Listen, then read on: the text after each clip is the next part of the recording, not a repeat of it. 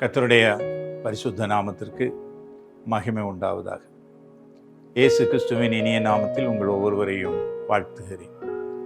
தேவ கிருபை நம் அனைவரோடும் இருப்பதாக. இன்றும் உங்களோடு தியானிப்பதற்கு எடுத்துக்கொண்ட வேத வசனம் தானியேல் புஸ்தகத்திலே 5ஆம் அதிகாரம் 27ஆம் வசனம். தெக்கேல் என்பதற்கு நீ தராசிலே நெருக்கப்பட்டு குறையை காணப்பட்டாய் என்றும், தராசிலே நெருக்கப்பட்டு குறைய காணப்பட்டாய். பிரியமானவர்களே, நம்ம எல்லாரும் அறிந்ததுதான் தராசை பற்றி. இப்பொழுதெல்லாம் டிஜிட்டல் தராசுகள் வந்துவிட்டது. பழைய நாட்களிலே தராசுகளிலே படியை போட்டு அவர்கள் தூக்கி பிடிப்பார்கள். தராசு என்று சொல்லும் பொழுது வேதாகமத்தில் கள்ளப்படிகளை அந்த நாட்களிலே தராசிலே வைத்து நிறுத்து பார்ப்பதுண்டு. அதை தேவன் வெறுக்கிறார் என்று சொல்லி வேதாகமத்திலே நீதிமொழிகளிலே நாம் பார்க்கிறோம். இங்கே ஒரு மனிதனை தேவன் நிறுக்கிறார், அவர் தூக்கி பிடிக்கிறார். அவன் யாருமல்ல, நேபுகாத் நேச்சார் என்ற மாமன்னனுடைய மகன் பெல்ஷாத்சார். அவன் ஒரு நாள் அவன் மிகவும் சந்தோஷமாயிருக்கும் பொழுது அவன் தன்னுடைய பிரபுக்களுக்கு ஒரு விருந்தை ஏற்படுத்தினான். அந்த விருந்திலே தன் மனைவியோடும் தன் வைப்பாட்டிகளோடும் அவன் மது அருந்தி மகிழ்ந்து கொண்டிருக்கிறான். அவ்விதமாக அவன் பூரித்துக் கொண்டிருக்கும் பொழுது அவனுடைய ஒரு மனதிலே ஒரு காரியம் தோன்றிற்று. அவன் தன்னுடைய கர்வத்தினாலே தன்னுடைய தகப்பனாருடைய மேன்மையை எண்ணி பார்க்கிறான். தன் தகப்பனார் நேபுகாத் நேச்சார் இஸ்ரவேலின் தேவனாகிய கர்த்தருடைய ஆலயத்திலிருந்து எடுத்து வந்த பொற்பாத்திரங்களை அவனுக்கு நினைவு வருகிறது. அவன் மேற்றுமை அடைகிறான். அவன் தேவனை மட்டுப்படுத்த வேண்டும் என்று எண்ணுகிறான். அவன் அதிகாரியிடத்தில் சொல்லுகிறான், அந்த பொற்பாத்திரங்களை கொண்டு வாருங்கள், அதிலே என்னுடைய மதுவை ஊற்றுங்கள், என் மனைவிமார்களுக்கும் வைப்பாட்டிகளுக்கும் கொடுங்கள், நாங்கள் அதை அந்த மதுவை அதிலே ஊற்றி நாங்கள் மகிழ்ச்சியா இருக்கட்டும் என்று சொல்லி அந்த பொற்பாத்திரங்களை எடுத்து அதிலே மதுவை ஊற்றி அவன் மது வெறி கொண்டு இருக்கிறான். தேவன் பார்க்கிறான். திடீரென்று அவன் சுவரிலே ஒரு கை உறுப்பு வருகிறது, கை விரல்கள் வருகிறது, அதிலே எழுதுகிறது. அதை பார்க்கிறான். வெளிச்சத்திலே இவனுடைய கண்களுக்கு புலப்படுகிறது. அதை பார்த்த உடனே, வேத வார்த்தைகளை அவன் பார்த்த உடனே அவன் நடுங்குகிறான். அவன் இடுப்பு கட்டுகள் அவிழ்ந்தது, கால்கள் நடுங்குகின்றது, அவன் பயப்படுகிறான். உடனே அவன் எல்லா ஜோசியர்களையும் அழைக்கிறான். அவர்களால் அந்த எழுத்தை வாசிக்க முடியாமல் போன பொழுது தானியேல் அங்கே கொண்டு வந்து நிறுத்தப்படுகிறான். தன்னுடைய ராஜாத்தி சொல்லுகிறாள், தேவ ஆவியை பெற்ற ஒரு மனிதன் இருக்கிறான், அவனால் மட்டுமே இதை வாசிக்க முடியும் என்று சொல்லி தானியேலை கொண்டு நிறுத்துகிறார்கள்.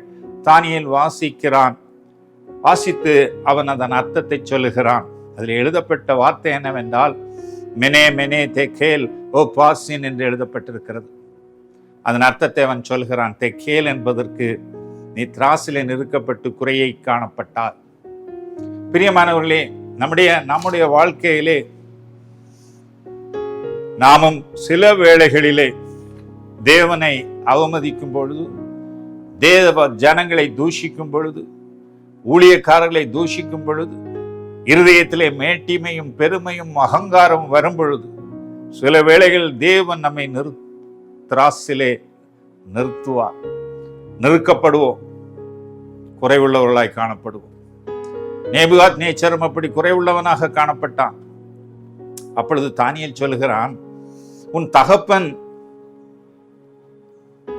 ஒரு நாளிலே அவனுடைய அரண்மனையிலே அவன் உலாவி வந்து கொண்டிருக்கும் பொழுது மேட்டுமை அடைந்து இந்த மகாபாபிலோனை நான் என்னுடைய மகத்துவத்திற்காக கட்டினேனே என்று சொல்லி அகந்தையும் பெருமை அடைந்த பொழுது தேவன் அவனை மனுஷரிலிருந்து தள்ளி மிருகங்களோடு அவன் சஞ்சரித்து மாடுகளைப் போல புல்மேய்ந்து அவன் பனியிலே நனைந்தான் என்று சொல்லி, இவைகளையெல்லாம் நீர் அறிந்திருந்தோம், நீர் தேவனை மதியாமல் உம்முடைய தெய்வங்களை மதித்து தேவனை மட்டுப்படுத்தியது என்ன என்று சொல்லி, தேவன் இன்று உன்னுடைய ராஜ்யத்தை மட்டுப்படுத்துவார் என்கிறார்.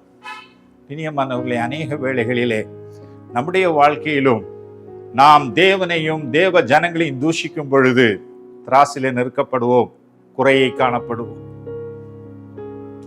அநேக நாட்களுக்கு முன்பு, அநேக வருடங்களுக்கு முன்பு, நான் இள வயதில் இருக்கும் பொழுது என்னுடைய உறவினரோடு ஒரு பட்டணத்தில் ஒரு தெரு வழியாக சென்று கொண்டிருந்தேன்.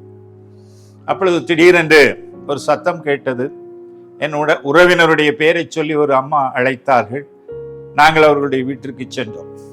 அவர்கள் சிங்கப்பூரிலே இருந்து சம்பாதித்து பெரிய ஐஸ்வர்யவான், அந்த வீட்டு எஜமான். அவர்கள் அவருடைய வீடை எல்லாம் காட்டி கொடுத்தார்கள். ஒவ்வொரு அறையாய் காட்டி அந்த சிங்கப்பூரில் இருந்து கொண்டு வந்த பொருட்கள் அதையெல்லாம் எங்களுக்கு காண்பித்து அவருடைய வீட்டின் பெருமையை சொல்லிக் கொண்டே இருந்தார்கள். ஒரு அறையிலே நாங்கள் சென்ற பொழுது அங்கு ஒரு பெரிய வட்ட மேஜை இட்டிருந்தது. அங்கு 5 சேர்கள் இடப்பட்டிருந்தது. அதை குறித்து எங்களிடத்தில் சொன்னார்கள். இந்த அறையில்தான் என் கணவர் தன்னுடைய ஆண் பிள்ளைகள் 4 பேரோடு இருந்து மது அருந்துவார். அவருக்கு சந்தோஷம் வரும் பொழுது எல்லாரையும் அழைத்து இந்த இடத்திலே மது அருந்துவார் என்று சொல்லி எங்களுக்கு அதை காண்பித்து கொடுத்தார். என்னுடைய உள்ளத்திலே ஒரு பயங்கரமான வேதனை உண்டானது. நாங்கள் வெளியே வந்துவிட்டோம். பல வருடங்களுக்கு பிறகு நான் அந்த குடும்பத்தை பற்றி விசாரித்த பொழுது அந்த குடும்பம் முழுவதும் தரைமட்டமாய் போய்விட்டு என்று சொன்னார்கள். பிரியமானவர்களே, நம்முடைய வீட்டிலே எப்படி இருக்கிறோம்? முன்மாதிரியா இருக்கிறோமா? பெற்றோர்கள் நம்முடைய பிள்ளைகளுக்கு முன்மாதிரியை வைத்திருக்கிறீர்களா? அவர்களுக்கு போதனை சொல்லிக் கொடுக்கிறீர்களா? நல்வழியில் நடக்க வேண்டும் என்று காண்பித்துக் கொடுக்கிறீர்களா? மேட்டுமை இருக்கக்கூடாது, அகந்தை இருக்கக்கூடாது, தாழ்மை வேண்டும், இரக்கம் இருக்க வேண்டும், நன்மை செய்ய வேண்டும், பாவம் செய்யக்கூடாது, மது பழக்கங்களிலே நீங்கள் ஒரு நாளும் போய்விடக்கூடாது, புகைக்கக்கூடாது, மற்றவருடைய சொத்தை அபகரிக்க கூடாது, மற்றவர்களுக்கு தீமை செய்யக்கூடாது, தீங்கு செய்யக்கூடாது என்று சொல்லி முன்மாதிரி வைத்திருக்கிறீர்களா? அப்படி இல்லை என்றால் ஒரு நாள் நாமும் நெருக்கப்பட்டு போவோம். அந்த குடும்பம் அந்த தலைமுறையிலே வாழ்ந்துதான் இருந்தார்கள். ஆனால் பிற்பகுதியிலே அவர்கள் அழிந்து போனார்கள். பிரியமானவர்களே, தராசிலே நெருக்கப்படுகிற சூழ்நிலை நமக்கு வராமல் இருக்க வேண்டும் என்று சொன்னால் கர்த்தருடைய வார்த்தையை நாம் கைக்கொள்ள வேண்டும்.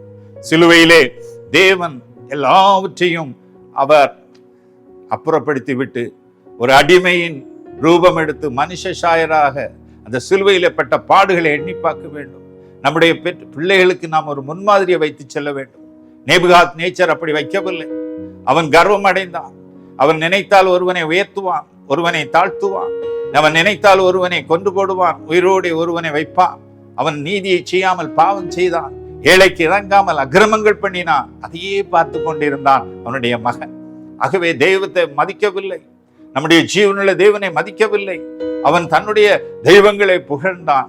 அவன் நெருக்கப்பட்டு அவன் ராஜ்யத்தை இழந்து அந்த உறுப்புகள், கை விரல்கள் எழுதிய அன்றே அவனை கொண்டு போட்டார்கள். பெரியமானே, அழிந்து போகும். குடிப்பழக்கங்கள் குடும்பத்தை அழித்து போகும். செயல்கள், துர்க்கிரியைகள் குடும்பத்தை நாசமாக்கி போய்விடும். பிரியமானவர்களே, நாம் வாழ்விலே ஒரு பரிசுத்த வாழ்க்கை நடத்த வேண்டும். வேதாகமத்திலே சவுல் என்ற ராஜாவும் நமக்கு தெரியும். அந்த சவுல் ராஜா கிபியோனியரை கொலை செய்து விட்டான். 2 சாமுவேல் 21ஆம் அதிகாரத்திலே. அங்கே அந்த 21ஆம் அதிகாரத்தை முற்றிலுமாய் பார்ப்போமானால், தாவீதுடைய நாட்களிலே ஒரு பஞ்சம் வருகிறது. 3 வருடம் பஞ்சம். தாவீது தேவனிடத்தில் கேட்கிறான், ஏன் இந்த பஞ்சம் இந்த தேசத்தில் வந்தது என்று சொன்ன பொழுது தேவன் சொன்னார், தாவீதே, சவுல் என்ற ராஜா உனக்கு முன்பு இந்த தேசத்தை ஆண்டவன் கிபியோனியரை கொன்று குவித்து விட்டான். அவனோடு யோசுவா உடன்படிக்கை பண்ணியிருந்தான். அவர்கள் எமோரியரிலே மீதியாயிருந்தவர்கள். அந்த உடன்படிக்கையை மீறி சவுல் அவர்களை கொண்டு போட்டது நிமித்தம் இந்த பஞ்சம் வந்தது என்று சொல்லி தேவன் அவனுக்கு உணர்த்தினார். அப்பொழுது தாவீது கிபியோனியரை அழைத்து அவரிடத்தில் கேட்கிறான். அப்பொழுது அவர்கள் சொன்னார்கள், ராஜாவே, உம்முடைய பொன்னும் பொருளும் எங்களுக்கு வேண்டியதில்லை. சவுல் எங்கள் மேல் செலுத்திய அந்த தீமையான காரியம், இரத்த பிரியர்களாகிய சவுலும் அவன் குடும்பத்தாரும் எங்களுடைய ஜனங்களை அழித்து இந்த தேசத்திலிருந்து நாங்கள் இல்லாமல் போக மட்டும் அழிக்க வேண்டும் என்று எண்ணினார்கள். ஆகவே அவளுடைய குடும்பத்திலே எங்களுக்கு 7 குமாரர்களை நீர் தர வேண்டும். அந்த குமாரர்களை நாங்கள் தூக்கி போடுவோம் சவுலுடைய தேசமாகிய கிபியாவிலே என்று சொன்னார்கள். தாவீது சரி, இந்த பஞ்சம் தீர வேண்டும் என்று சொல்லி அவர்களோடு உடன்படிக்கை பண்ணினான். நான் தருகிறேன் என்று சொன்னான். ஆனால் யோனத்தானோடு தாவீது ஒரு உடன்படிக்கை பண்ணி இருந்தான். அவனுடைய குமாரன் மேவிபோசேத், அவன் முடவனாய் அவனுடைய அரண்மனையிலே தங்கி இருக்கிறான். யோனாத்தானுடைய பண்ணின உடன்படிக்கையை நினைத்து அவன் என்ன செய்தான் என்று சொன்னால், மேவிபோசத்தை காப்பாற்றி சவுலுக்கு பிறந்த ரிஸ்பாலுக்கு பிறந்த 2 குமாரரையும் அவருடைய குமாரத்தி மேரேப்புக்கு பிறந்த 5 குமாரர்களையும் ஆக 7 பேரையும் அவரிடத்தில் ஒப்பு கொடுத்தான். அவர்கள் அவனை தூக்கிலிட்டார்கள். அவனுடைய குடும்பத்திலே அத்தனை பேரும் அழிந்து போனார்கள். மீகாலுக்கு ஏற்கனவே குழந்தைகள் இல்லாமல் இருந்தது. மேவிபோசேத் முடவனாயிருந்தான். பாருங்கள், ஒரு பெரிய ராஜா அக்கிரமக்காரனாய் மாறினது நிமித்தமாக அந்த குடும்பம் முழுவதும் அழிந்து தீரும் மட்டும் தேவன் அவர்களை ஒப்பு கொடுத்தார். தராசிலே தேவனால் நெருக்கப்பட்டோமானால், நாம் குறையை காண்போமானால் அந்த குடும்பம் முழுவதும் அழிந்து போகும். பிரியமானவர்களே, கடைசியாக அந்த மேவிபோசேத் முடவனாயிருந்தான். இன்று நாம் ஒருவேளை மீதியா இருக்கலாம். குடும்பத்திலே மீதியா இருந்தாலும் நாம் முடவனா இருக்கிறோமோ? உதவி செய்வதற்கு மற்றவர்களை தேடுகிற சூழ்நிலையில் இருக்கிறோமோ? காரணம் என்னவென்றால், நம்முடைய முன்னோர்கள் செய்த அக்கிரமங்கள், பாவங்கள் நம்முடைய குடும்பத்தை நிர்மலமாக்கிவிடும். பிரியமானவர்களே, ஆகவே இன்றே இந்த வசனத்தை கேட்டு இந்த செய்தியை கேட்டுக்கொண்டிருக்கிற ஒவ்வொருவரும் இப்படி ஒரு சூழ்நிலையில் இருப்பீர்களா? இப்பொழுது தேவனிடத்தில் நம்முடைய பாவங்களை அறிக்கையிடுவோம், நம்முடைய அக்கிரமங்களை அறிக்கையிடுவோம், முன்னோர்களுடைய பாவங்களை அறிக்கையிடுவோம். தேவனிடத்தில் நீதியை பெற்றுக்கொள்ளும்படி, அவருடைய இரத்தத்தினாலே கழுவப்படும்படி இப்பொழுதே நம்மை ஒப்பு கொடுப்போம். தேவன் நம்மை அந்த எல்லா பாவங்களிலிருந்து விடுதலை பண்ணி, இந்த சாபத்திலிருந்து விடுதலை பண்ணி, அதற்காகத்தான் இயேசு சிலுவையில் தொங்கினார். அந்த பாரமான சுமையை சுமந்து அந்த சிலுவையில் ரத்தம் சிந்தி அவர் மரித்து அடக்கம் பண்ணப்பட்டு 3ஆம் நாளில் உயிர் தெழுந்தார். அதை நாம் ஏற்றுக்கொள்வோம். அவருடைய இரத்தத்தை ஏற்றுக்கொள்வோம். அந்த இரத்தத்தினாலே நாம் கழுவப்படும் என்கிற சுவிசேஷத்தை ஏற்றுக்கொள்வோம்.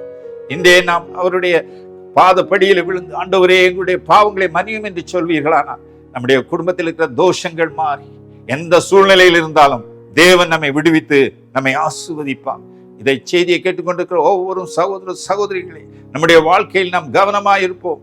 தராசிலே நெருக்கப்பட்டு குறையை காணாதபடி நாம் நம்முடைய ஜனங்களுக்காக, நம்முடைய குடும்பங்களுக்காக ஒரு முன்மாதிரியாய் நடந்து, நம்முடைய தேவனுடைய அடிச்சுவடுகளை பின்பற்றி, நம்முடைய வாழ்க்கையிலே நம்முடைய சந்ததியார் நம்முடைய அடிச்சுவடையும் தேவனுடைய அடிச்சுவடையும் பின்பற்றும்படி ஒரு நல்ல வாழ்க்கையை வாழ்க்கும்படி நாம் முன்மாதிரியாய் இருப்போம். கர்த்தர் தாமே இந்த வார்த்தைகளை ஆசீர்வதிப்பாராக. ஆமென். சகோதரன் பேசிய தராசிலே நெருக்கப்பட்டு குறைய காணப்பட்ட இந்த செய்திக்கான ஜெபம் இது. கண்களை மூடுவோம். கர்த்தர் நம்மை காண்கிற தேவனாயிருக்கிறார். கர்த்தர் ஒவ்வொரு காரியத்தையும் தூக்கி பார்க்கிறவராக இருக்கிறார். ஆனாலும் அவர் இரக்கமுள்ள தேவன். மாம்சம் தானே, அகலுகிற காற்று தானே என்று நம்மை நினைவு கூறுகிற தேவன். தராசிலை நிறுத்து பார்த்தாலும் அவர் நாம் திருந்துவதற்கு சந்தர்ப்பங்களை அனுப்பி கொண்டே இருக்கிறார். வார்த்தைகளை அனுப்பி கொண்டே இருக்கிறார். வசனங்களை அனுப்பி கொண்டே இருக்கிறார். பிரியமான தேவனுடைய பிள்ளைகளை, இந்த வேளையில தேவனுடைய சமூகத்தில் பூரணமாய் நம்மை ஒப்பு கொடுத்து, ஆண்டவரே, என்னுடைய குறைவுகளை, என்னுடைய முன்னோர் செய்த பாவங்களினால் வந்த சாபங்களை எங்களுடைய குடும்பங்களை விட்டு அகற்றும் அப்பா. ஏனென்று தெரியாமலேயே உடைந்து நாசமாய் போய் கொண்டிருக்கிற குடும்பத்தை தொடும் ஆண்டவரே. அதுபோல குடித்து வெறித்து அலைகிற கணவனை தொடுங்க ஆண்டவரே. அதன் நிமித்தமாய் நாசமாய் போகிற பிள்ளைகளை, அழிந்து போகிற பிள்ளைகளை தகப்பனை கர்த்தர் தொடுவீராக என்று உடைய கரத்தில் ஒப்பு கொடுத்து ஜெபிக்கிறோம். என்ன பாவங்களாக இருந்தாலும், என்ன குற்றங்குறைகளை தேவன் அந்த குடும்பத்திலே கண்டாலும், கர்த்தருடைய இரக்கமுள்ள கிருபை இறங்கி ரட்சிக்கட்டும் அப்பா. ஒவ்வொருவரையும் தம்முடைய இரத்தத்தினால் சந்திக்கட்டும் ஆண்டவரே. நன்றியோடு தம்மை துதிக்கிறேன். பிள்ளைகளை பிள்ளைகளை ஒன்றும் செய்ய முடியவில்லையே, அடங்க மறுத்து தகப்பனை ஊதாரிகளாக திரிகிறார்களே என்று கண்ணீர் விட்டு கலங்குகிற ஒவ்வொரு குடும்பத்தையும் கர்த்தர் இந்த வேளையில சந்திக்க வேண்டும் என்று ஜெபிக்கிறேன் ஆண்டவரே. நன்றியோடு துதிக்கிறேன். பிள்ளைகளை உணர்வடைய செய்யுங்கப்பா, உணர்வடைய செய்யுங்க ஆண்டவரே. எங்கிருந்தாவது ஒரு வார்த்தை கடந்து போகட்டும், எங்கிருந்தாவது ஒரு சத்தம் அவர்களுக்குள்ளே கடந்து போகட்டும், எங்கிருந்தாவது தகப்பன ஒரு விண்ணப்பம் அவர்களுக்குள்ளே கடந்து போகட்டும் ஆண்டவரே. ரட்சியும் ரட்சியும் என்று சொல்லி உடைய சமூகத்தில் ஒப்பு கொடுத்து ஜெபிக்கிறோம். குடும்பங்களை சந்திங்கப்பா. காலம் கடைசியாய் கொண்டிருக்கிறபடினாலே ஒவ்வொரு குடும்பத்தையும் கர்த்தர் தகப்பனை சந்திக்க வேண்டும் என்று அப்பாவுடைய பார்த்து முத்தமிட்டு ஜெபிக்கிறேன். உம்முடைய கரத்தில் ஒப்பு கொடுக்கிறேன். ஆசீர்வதியும். இயேசுவின் நாமத்தில் ஜெபிக்கிறேன் நல்ல பிதாவே. ஆமென்.